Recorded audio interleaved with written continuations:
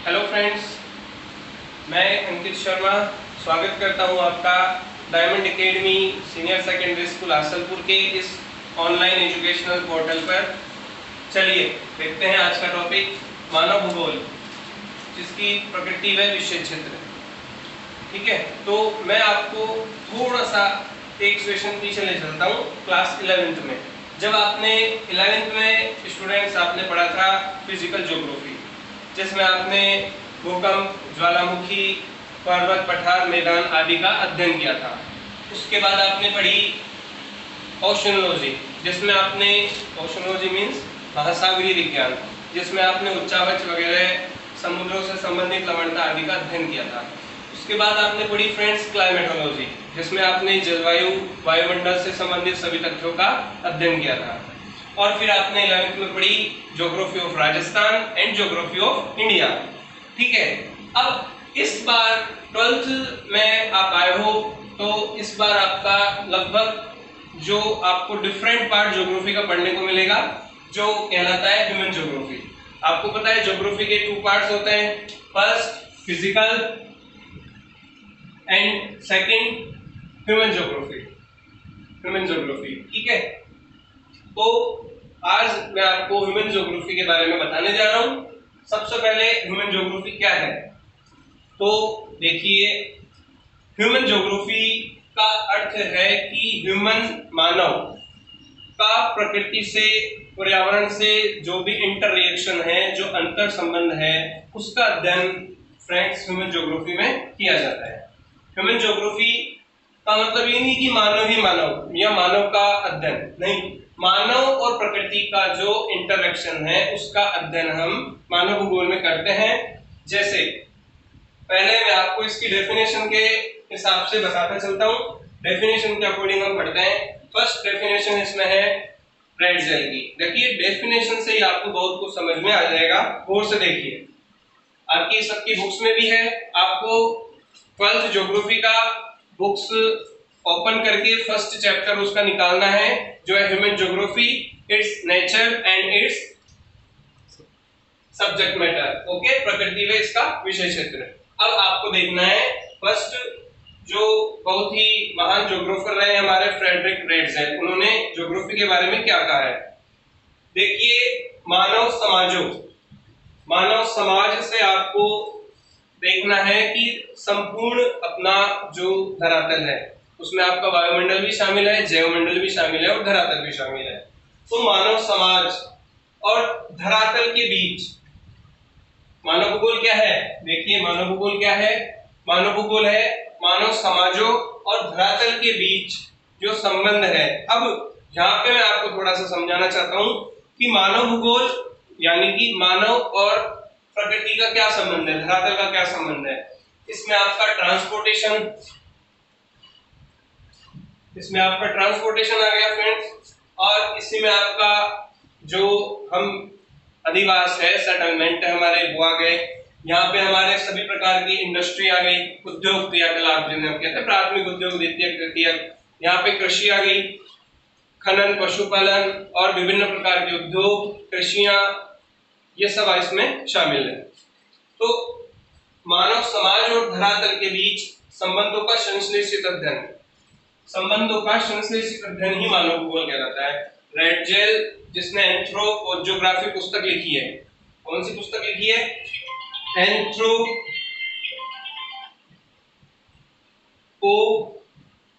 Focus यहाँ कर लेना, एंथ्रोपोज्योग्राफी।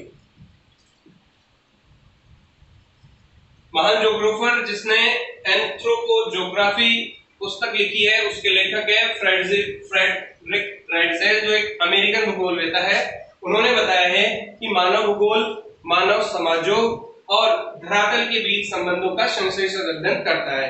देखिए डेफिनेशन दोबारा से, मानव भूगोल मानव समाजों और धरातल के बीच संबंधों का संश्लेषित अध्ययन करता है। अब फ्रेंड्स देखिए, एक और इसी रेडजेल की एक शिष्य थी भूगोलवेता एलन सैंपल, कई जगह एलन सैंपल लिखा हुआ होता है। एलन सैंपल के अकॉर्डिंग उसने मानव को एक उपाधि दी है, चंचल मानव। ठीक है, चंचल मानव और अस्थायी पृथ्वी। उसने मानव को तो बताया है चंचल और पृथ्वी को बताया है अस्थायी। तो यहाँ पे ये डेफिनेशन बनी है सैंपल की कि चंचल मानव और अस्थायी पृथ्वी के पारस्परिक परिवर्तनशील संबंधों का। ये संबंध कैसे हैं? पारस्परिक भी है और परिवर्तनशील भी है। यानी कि मानव और पृथ्वी के आपसी संबंधों का, परिवर्तनशील संबंधों का संश्लेषित अध्ययन वो बताया है सैंपल ने। तो ये दोनों डेफिनेशन स्टूडेंट्स आपको लर्न करनी है, परीक्षा की दृष्टि से बहुत इंपॉर्टेंट है। और क्यों? क्योंकि ये सीधा प्रतिनिधित्व करती है मानव भूगोल का। तो ये दोनों डेफिनेशन आपको लर्न करनी है, बुक्स में इसे डिटेल से आप देख लीजिए। उसके बाद आता है अपना विषय क्षेत्र।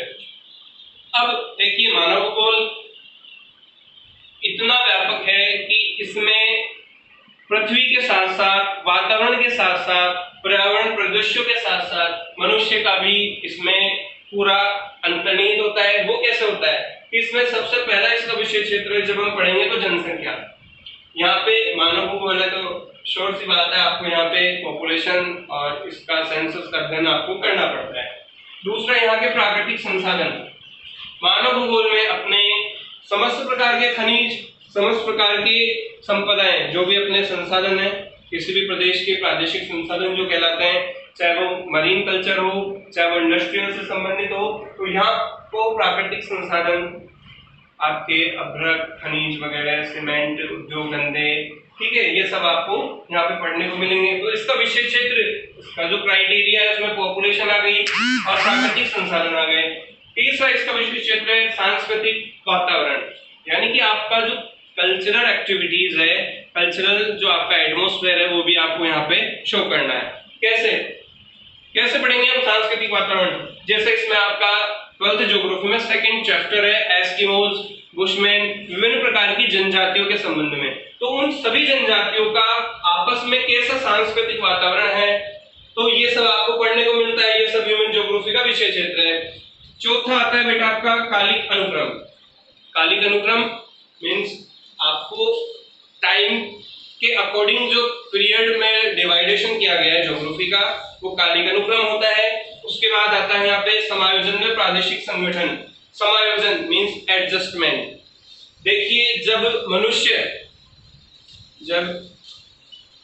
ह्यूमन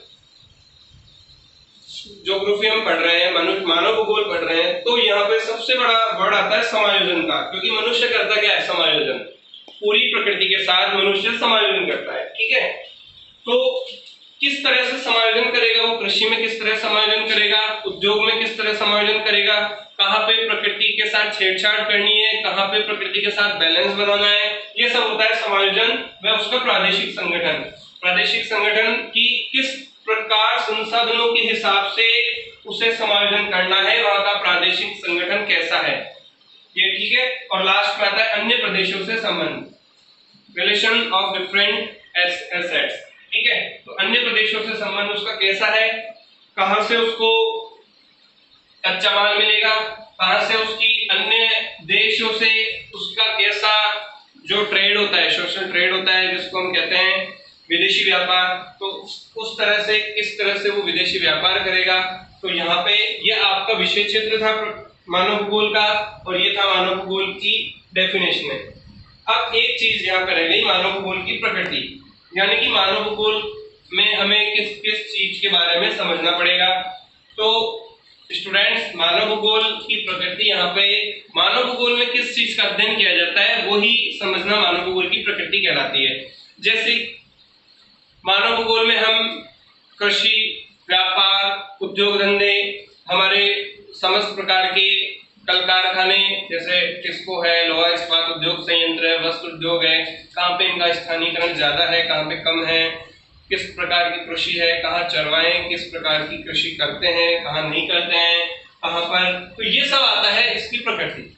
ये सब संबंधित है मानव भूगोल की प्रकृति से।